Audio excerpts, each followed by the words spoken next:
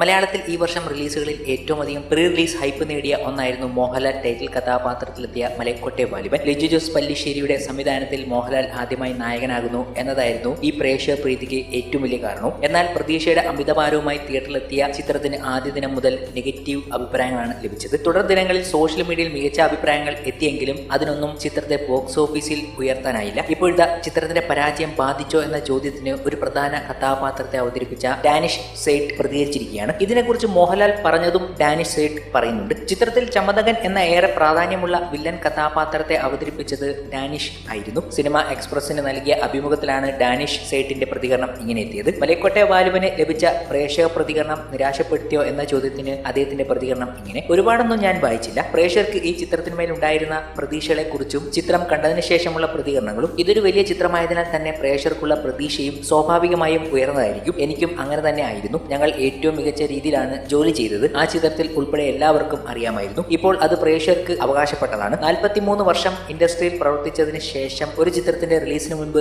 ഭയം തോന്നാറുണ്ടോ എന്ന് വാലിബന്റെ റിലീസിന് മുമ്പ് ഞാൻ മോഹൻലാലിനോട് ചോദിച്ചത് ഓർക്കുന്നു. ഭയപ്പെടാനുള്ള കാരണമില്ലെന്നാണ് അദ്ദേഹം അന്ന് പറഞ്ഞത്. നമ്മൾ നമ്മുടെ ഏറ്റവും മികച്ചത് ചെയ്തു, ഇനി പ്രേക്ഷകരാണ് പറയേണ്ടത് എന്നായിരുന്നു മോഹൻലാലിന്റെ മറുപടി. ശരിക്കും അഭിനയകലയെ സംബന്ധിച്ച് അങ്ങനെ തന്നെയാണ്. മലൈക്കോട്ടെ വാലിബൻ എന്നെ സംബന്ധിച്ച് എക്കാലത്തെയും സ്പെഷ്യൽ ആയിരിക്കും. ജീവിതത്തിൽ എനിക്ക് ഇതുവരെ ഉണ്ടായതിൽ ഏറ്റവും മികച്ച അനുഭവമായിരുന്നു അത്. ഡാനിഷ് സെയ്ഡ് പറയുന്നത് ഇങ്ങനെ: ഫെബ്രുവരി 23 പ്രമുഖ പ്ലാറ്റ്ഫോമായ ഡിസ്നി പ്ലസ് ഹോട്ട്സ്റ്റാറിലൂടെയാണ് മലൈക്കോട്ടെ വാലിബന്റെ OTT റിലീസ്.